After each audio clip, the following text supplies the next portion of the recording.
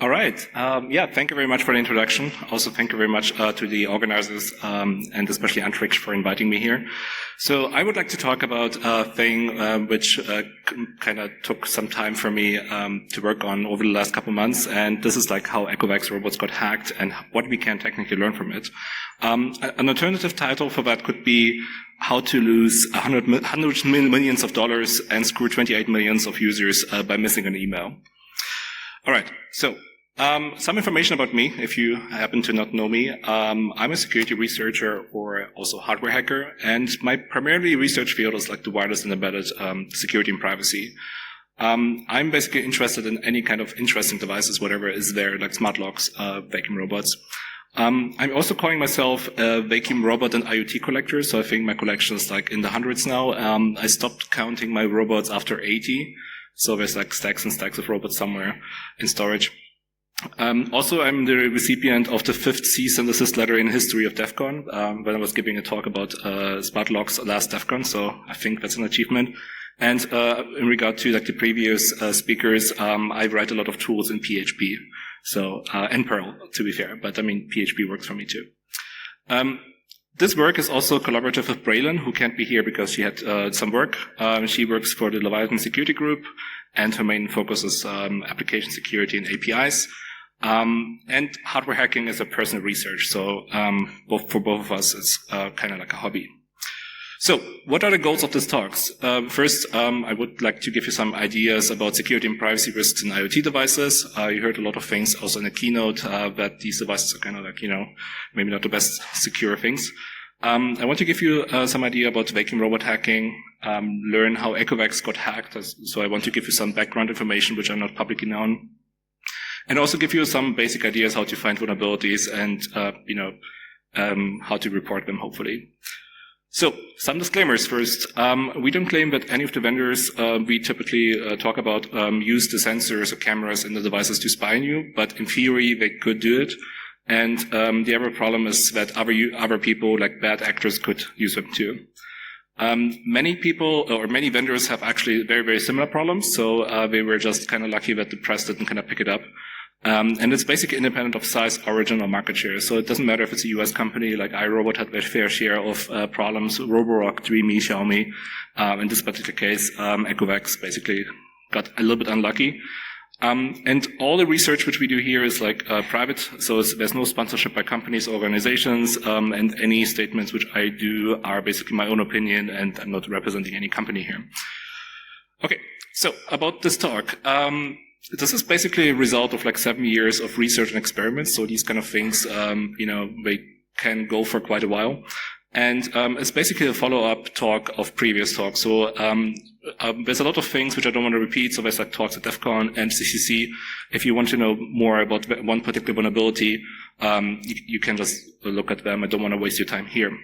The vendor also fixed most of the findings and pushed firmware updates, but there's still some findings which were not presented before, which I will talk briefly about here, but they are sadly not fixed yet. And we are also in regular contact with Ecovacs.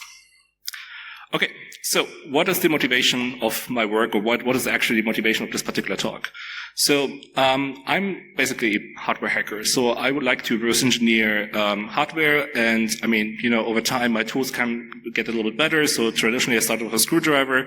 At some point, as you see on the right side, I have an X-ray machine, so instead of disassembling the device, you can just, X-ray it and see where interesting parts are.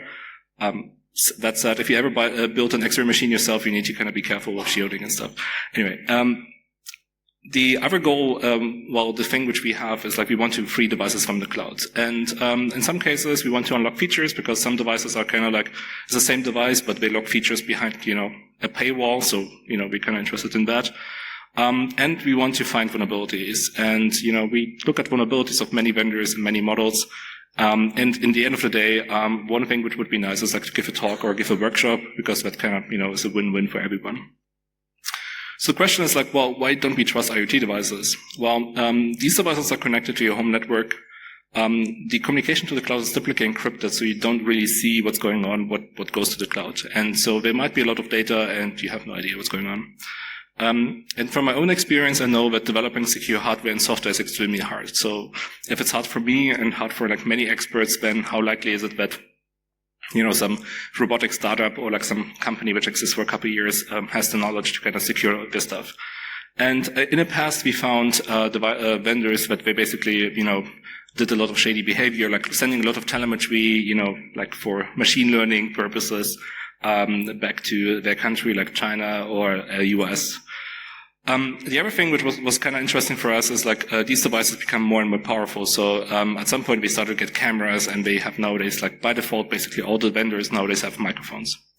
Now the big question is like, and we had this topic before, well, can you rely on certificates? And so certifications, basically, you know, Etsy, there's like companies like TÜV Rheinland who can certify products and some other things. We will talk about that later, but all the devices which we talk about today are basically certified in one way or the other. So I did some research in the past on robots, and it's like a very long-running topic. So one of the advantages, if you have like a niche topic, then you can run it very, very, you know, in the long run, and every year there's something new, basically. So I started in 2017 at the CCC Congress, and then I had basically talked every year at DEF CON. I was in Nullcon like 1.5 years ago, and we started with Xiaomi, and we worked through like to Roborock, Viomi, Dreamy, Nava, and nowadays Ecovacs. And we have a new vendor, so when I come back to the US, I have already 2 packages waiting for me. So, in regard to Ecovacs, what kind of talks did we give? The first talk actually that we were doing was at the CCC Congress in 2023. We were talking about some SSL issues. We were talking about app vulnerabilities. There's a remote pin bypass, which I will explain later, and we figured out a way to kind of root the devices via UART. The press didn't really pick it up, so it was kind of like, yeah, it was not that interesting, I guess. Then last year we were giving a talk at DEF CON, and we were talking about more issues. In particular, we talked about Bluetooth LE remote code execution. So basically where I can use a simple phone and send like a command to the robot, and it will just execute it as root. Again, I mean, it got some press coverage, but, you know, we felt like, okay, the topic is through, we will just move on to the next one.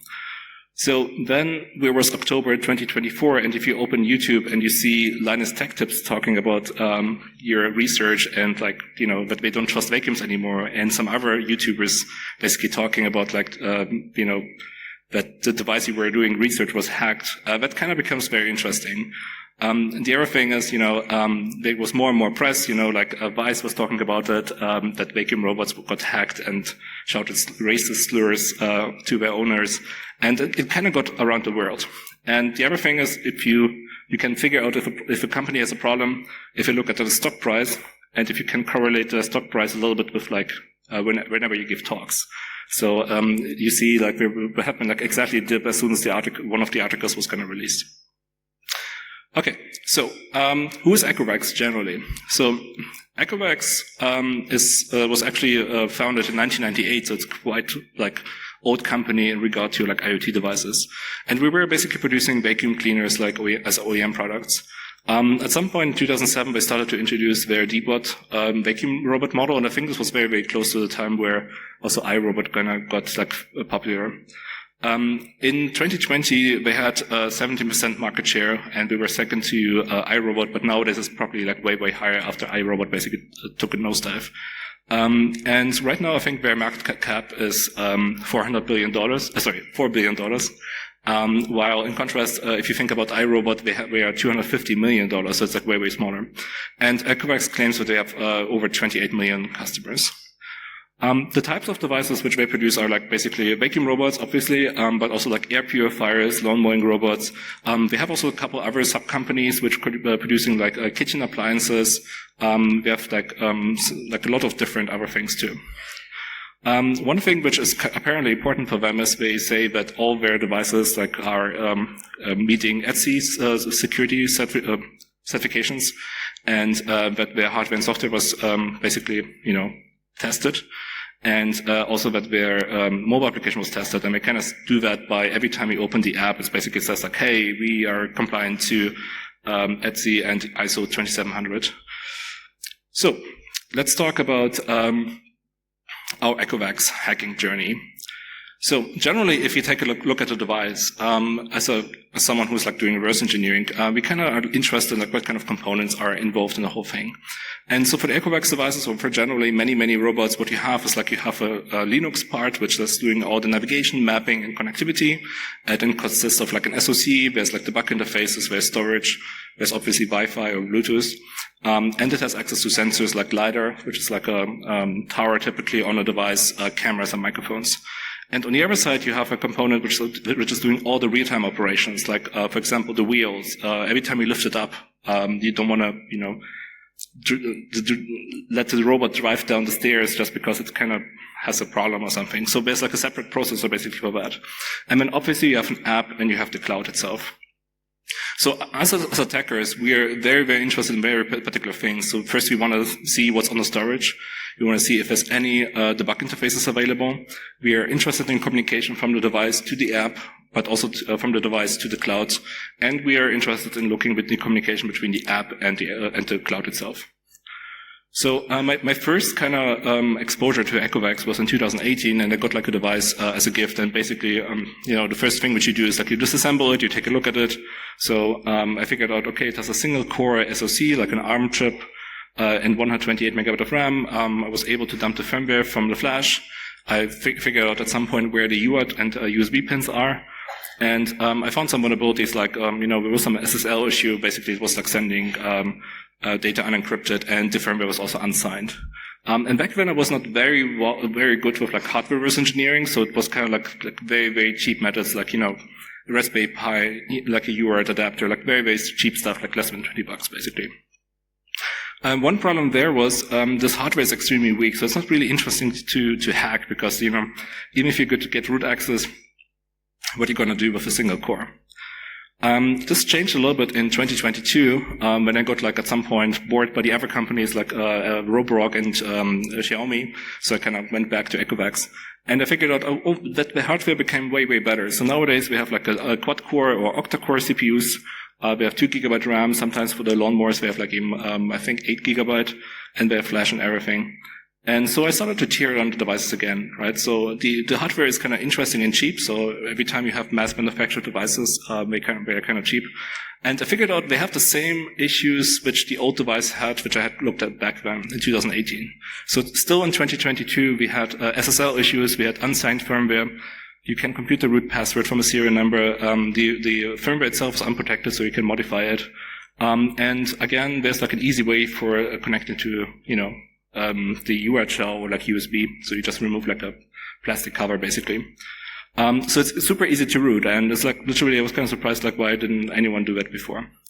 And there's helpful tools which you can usually use. It's like you can get like a cheap TTL adapter, which is like a UART adapter.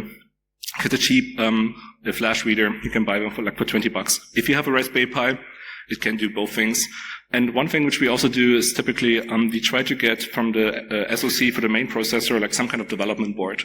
So in this particular case, we used Horizon X3 chips, and so I was looking on AliExpress how to get a development board for Horizon X3, and that is kind of helpful that you can test exploits or other things, or like just figure out how to talk to the chip without breaking a device which is like $1,500. At some point in 2023, I got a little bit upgraded to looking at the lawn mowing robots. So I figured, I didn't completely disassemble it back then, but I looked if there's like any obvious debugging ports. And one thing which I figured out also, they have the same problems as vacuum robots, and they're way more expensive and it's kind of more interesting. And we were able to get a persistent root, and the debug connector was very accessible. Over time, you kind of get a little bit curious what's actually in the device. The problem with with lawn mowing robots is that they built kind of in a waterproof way because they need to survive outside.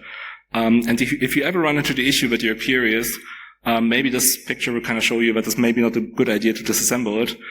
So there were something like 150 screws in this thing, and it took me like 4 hours to disassemble and another 4 hours to reassemble, and I was missing 2 screws, and I still don't know where they are. So it's always like kind of dangerous, like if you have very complex devices to disassemble them.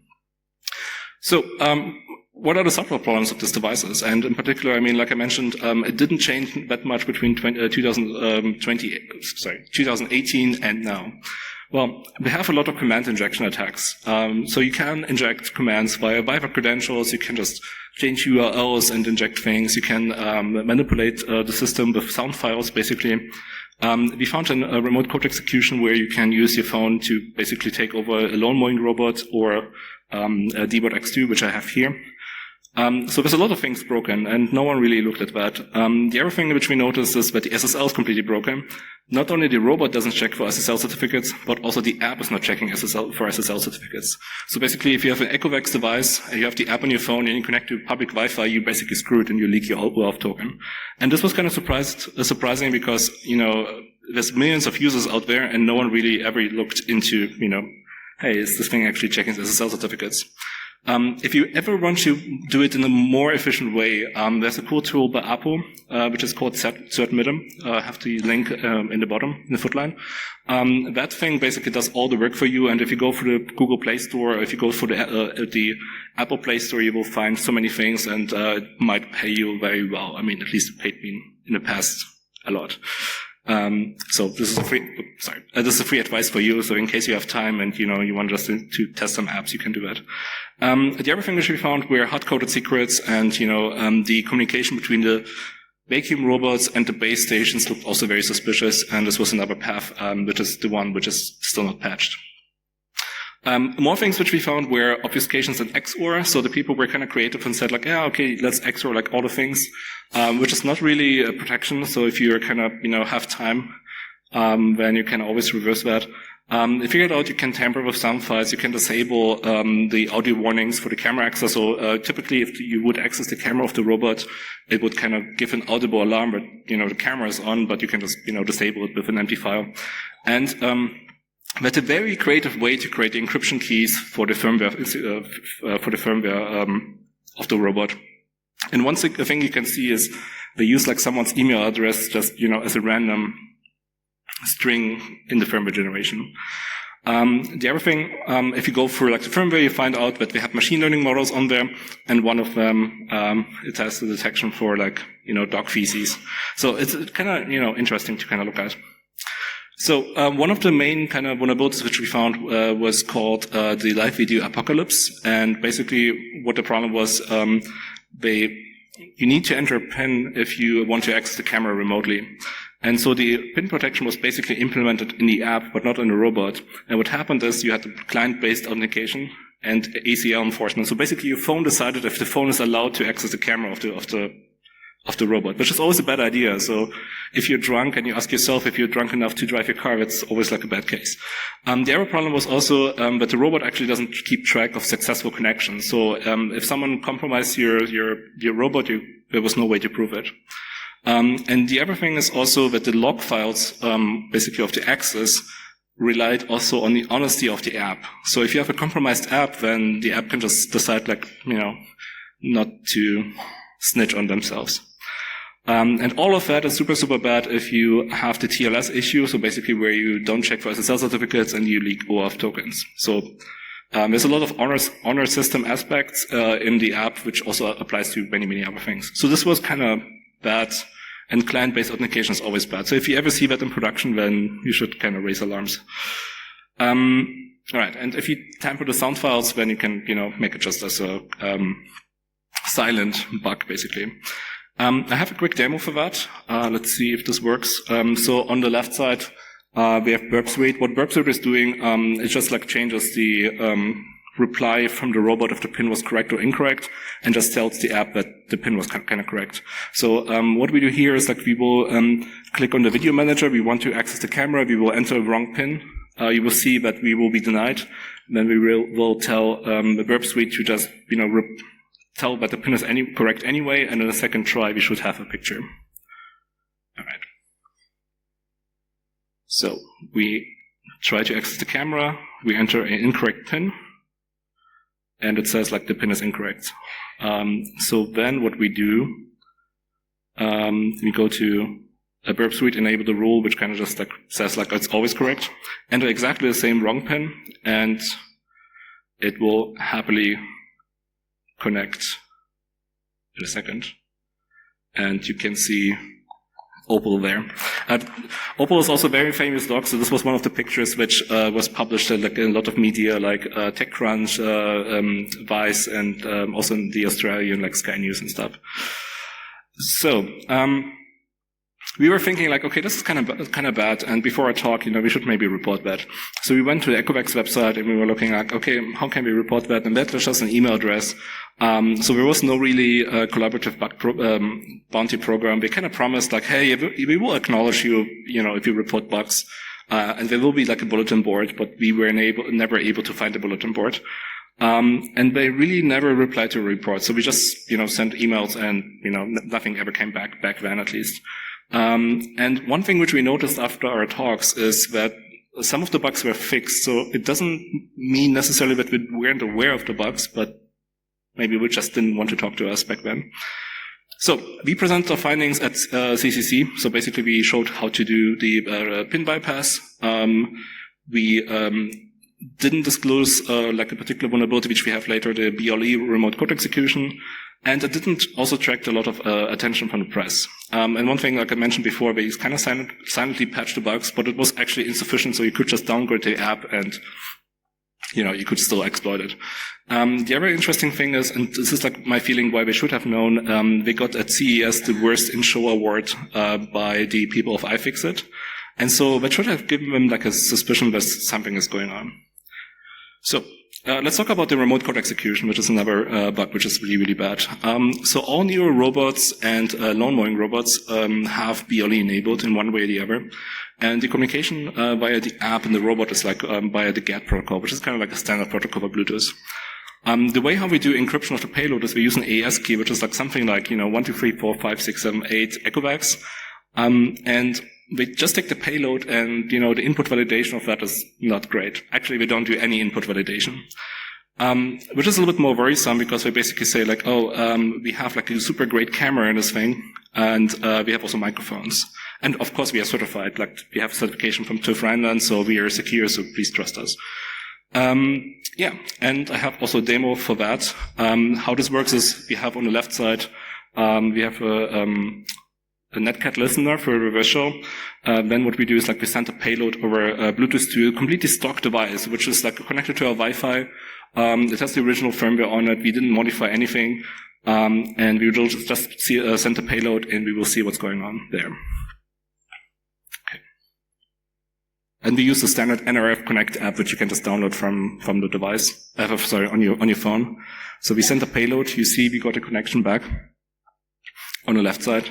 And we can just look via root, and we can see that we are actually on the robot by looking at the file system and other things. So this was kind of bad because you can do that from quite some distance. The big question is how far of a distance you can do that. And I have another demo. I need to see if I have some sound. So what happens here is we try to do the same thing with a lawn mowing robot. And one thing you should see, or hear at least, is when we send the payload at some point, it should play the boot up music of the lawn mowing robot. Let's see if this works. Okay, I think sound is disabled. Trust me, there's some boot up music. And we tested that for distance, and we were able to do that over 150 meters of distance, which is kind of bad, if you're in a neighborhood. Okay. We figured out, is there a way how we can actually exploit it even more? And we figured out we can develop actually a robot worm scenario. How we do it, basically, we take the first robot, for example, a lawn mowing robot, because we have long distance antennas. We take it over, we compromise it, and then the robot will just look for other robots in proximity over Bluetooth, and we'll start to compromise them. And then we can just repeat that loop, and, if ever the first one gets decompromised or rebooted again, then we can just repeat the whole flow again. I have another demo, by the way, so I did that in before. So this robot is actually recording the whole time already. And let me show you how this looks. This is basically, I think, the picture from right now. So I sent a Bluetooth payload to it, and it was just uploading JPEGs the whole time. So let me see if I can put my hand in front of it. Oh, oops, you can see, I just noticed you can see that.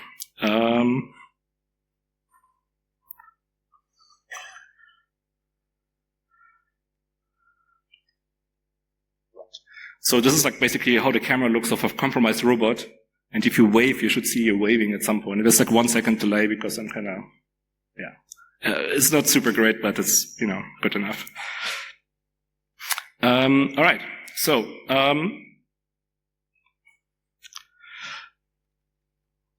So then we just kind of decided, like, okay, we still didn't hear back from Ecovacs, so we still didn't react to any of our stuff. So we decided, like, okay, let's see, like, if we can just demonstrate the Bluetooth remote code execution. So we went to Singapore to GeekCon. We demonstrated the BLE RCE without, disclosing details. We went to DEF CON and we disclosed the details, but we didn't disclose the keys necessarily. One of the ideas is you don't want to give hackers too much information so that they can just exploit immediately. You want to give them, some work so to reverse engineer it. We still didn't hear anything back, so weeks later we were at TITCon in Taipei and we basically just disclosed like a example payload. And we got like some press coverage from DEF CON, which was kind of nice. So let's talk about the relevant vulnerabilities which we found so far. So we found the PIN bypass, which is like, the problem is like with the client-based authentication, you need a valid session for that to be exploit that, for example, by intercepting SSL or do something else. And what you get is like the camera access, which I just demonstrated right now.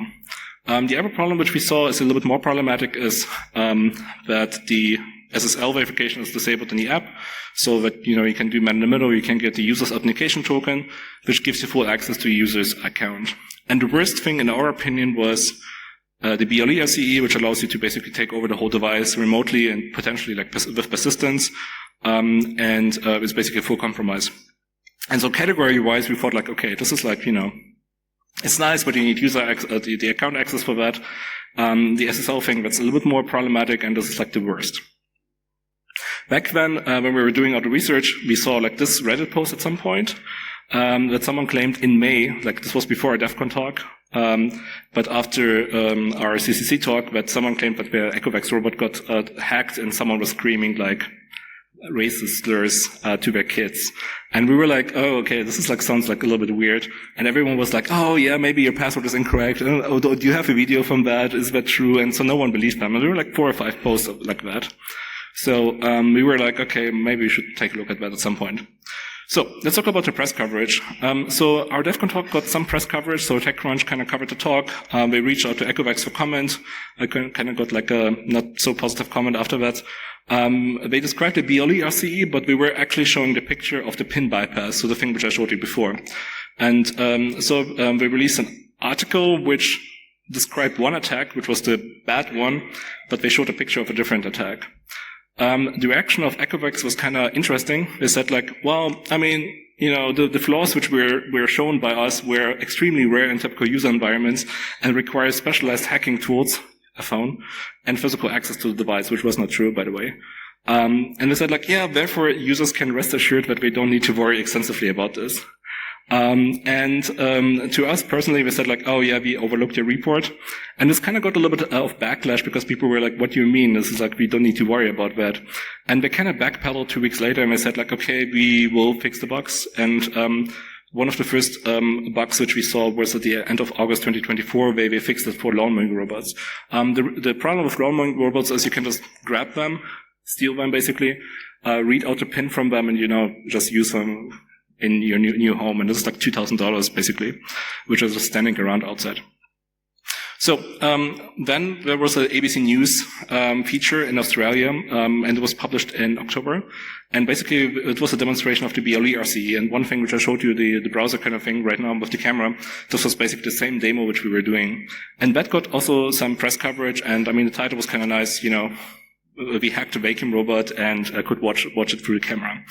But then we were kind of going back, me and Braylon, we were like, okay, what about this whole things which we saw in Reddit? And what we assumed is like that hackers used our CCC talk from December 2023 and were able to reproduce the vulnerability after 6 months because, Ecovacs didn't patch it. And so ABC News took a look into that and figured out, oh, this is actually a problem. And in total, less than 10 users were impacted, so it was not a big deal, but it was kind of like a problem. And what happened there was basically, they didn't use the SSL vulnerability, but they did use credential stuffing, which is they found like some leaked credentials and were just randomly trying them random apps. And at some point, we were successful to log into one account, and there was no two-factor. And then they used a PIN bypass to remotely control the camera access. And this whole topic was kind of internationally covered, and there was a lot of confusion about the attack. So technically, only 10 people maybe were impacted, but it took like a huge kind of, deal. And for weeks, we were literally seeing on YouTube like reports about that. So what was the aftermath? So Ecovacs tried to do some damage control. They sent us an email, and they said like, oh yeah, we overlooked your email in December 2023, and we conducted in-depth verification and self-examination. After the public outrage in October, they kind of invited us to China, which, is maybe not the best idea for us. And they connected us with engineers and developers. So this is kind of nice. And we had also a meeting at CES in Las Vegas. One thing which is kind of important about the vulnerability things is like you want to coordinate like the disclosure. And so we were kind of, we don't have unlimited time to do that. And one thing which we can use is like the Giese WINS program. And this is like everyone can use that. You don't need to be a US citizen, nothing. You can just basically use it. And what you do is like you ask them to coordinate the vulnerabilities and track the fixes. And they're also the ones which kind of release the CVEs for you. As a result of this whole kind of research, there were 18 identified vulnerabilities in over 30 models. So far, as of today, 9 CVEs were published and where patches are basically deployed. And Ecovacs basically agreed to go back 5 years and just patch all the devices before that. To give you some idea about the CVEs which were found so far, I mean, some of them were critical, some of them were very high, and some of them were medium, sorry. There are like 10 more to come, which are sadly unpatched yet. One disadvantage of doing that is basically you don't get a bug bounty paid because it's not a bug bounty program. Public perception-wise, this was kind of a bad time for Ecovacs because basically all the media assumed like a mass hack, even though that only a few users were impacted. Again, the credential stuffing was used to get access. The PIN bypass was used, but the actual robot was never compromised. So it was basically the account plus like the app in a way. There's a lot of trust in the Ecovacs brand, which was lost, and I think the stock dropped at some point, like 10%, like just in a day, which is like something like $400 million just burned. And also their sales went down, and a lot of retailers kind of complained and said like, hey, we don't buy products as long as you're not securing them. So, as mentioned, there's more vulnerabilities to come. We found like some problems how we can break into the communication between the robot and the base station and basically start to kind of take over both of them. And this is based because they use like very trivial encryption keys. We can take over the base station. So, and this is kind of a problem because in many cases you have like water tanks in that, or you have it plumbed actually in your actual plumbing of your house, and then we can just open. Then we can just open the valves and just flood your apartment or your house. So this is kind of bad. We thought like initially like, yeah, it's not a big deal, but realized, okay, it's a problem. But it's not fully patched yet, so it will probably take a couple more weeks. So that's sadly, I cannot give you a demo about that because that would be too bad. Okay, that said, if you're curious about that and just ask me maybe later at the networking event, I might give you some details if you promise not to hack people. Okay, so what are the takeaway lessons? So in regard to certifications, all the devices and apps which were certified, we were able to compromise with very, very easy ways. The takeaway lesson for the companies is if you have like a problem like that, you should be very, very careful with what kind of response you have. In this particular case, we said like, oh yeah, don't worry, everything will be fine. And the press didn't take it too nice, and the users didn't take it either. In regard to media coverage, when talking to media, make sure that you explain the attacks. And this avoids a lot of confusion and mix-ups. In our case, the story was basically copied from one media outlet to another, and the original source of the article kind of got lost, and the impact was mostly over-accelerated at some point. And so one of the lessons which we learned personally is like that you don't have a control of what happens to your research after the publication, right? So at some point it just gets copy-pasted by many, many medias. In regard to disclosure, well, first obviously check if there's a bug bounty program, try to contact the company directly if there's a security page, If there's nothing like that, then use like CISA bins, for example, like the US government organization. I think in India there's probably like a very similar equivalent. Talk to journalists if you want to get your point across, as the companies will be more likely to reply. And the other thing is, if you find a cool vulnerability, just give a talk and, get invited to cool conferences. So, as a summary, bad vulnerabilities can stay undetected for many, many years, and there's very likely way, way more. I would assume that many devices in this building probably, have problems, without actually knowing it. Exploitation is easy in most cases, especially if it's about hardware. For software things, a lot of people look at software, but for hardware, many people are kind of like, worried that, you break something, you don't have the equipment, you're not, you don't know how to do that. And so that's a very specific niche if you want to kind of, get your own niche of research and like expertise go into hardware projects. Companies are typically very slow to respond and are ignoring the reports. That's just a thing which will happen. And your research can be abused by hackers. So as soon as you publish it, again, someone might reproduce it and just, start, blasting devices.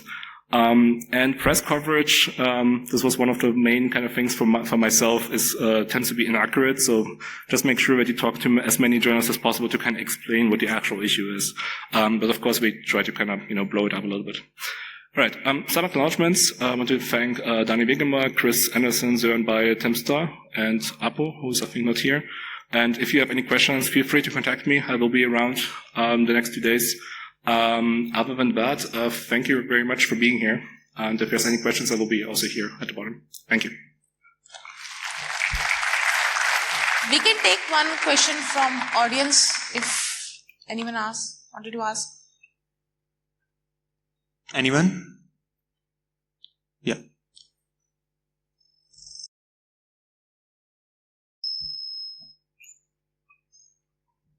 Hi. Did you ever try to go near any seller of robots to test out your worm? Or like a factory? So for many vendors, so the one thing is, if you buy a completely new robot, you will be surprised what kind of log files are still on a completely new robot, and you see all the factory networks and some other things. But one experiment which we did in 2018, we were going to actually stores of vendors, and we figured out that they can take over the devices there. And this was kind of like, afterwards we kind of, got a bounty for that. So you would be also surprised, that you can go on war driving or exploration missions in stores of vendors. So you will get success very quickly. That's the sad kind of truth.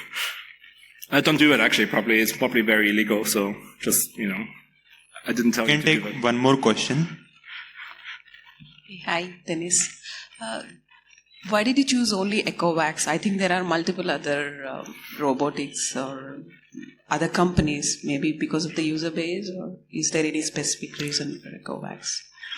Yeah, so we basically went down the list, or we started at number 4 and we went up in a way. So we started with Xiaomi, we went to Roborock, we went to Dreamy. At some point we got a little bit too annoying, because they added security measures, and so we went to the market leader, which is Ecovacs. So we just working down the list, basically, or up the list, the top 5 or 6 of the market vendors. So right now we basically have root access on the first 6 vendors of vacuum robots or smart home robots, basically. And outside of that, there's not that much market share for the others. So I think we covered basically 90% of the market right now. At some point, you run out of victims. All right. Any more questions? Okay, I guess no. Yes, we can take later the questions. Yeah, I will be here. You will be here. Mm-hmm. Thank you. Okay. Thank you, Dennis, for such a fantastic presentation.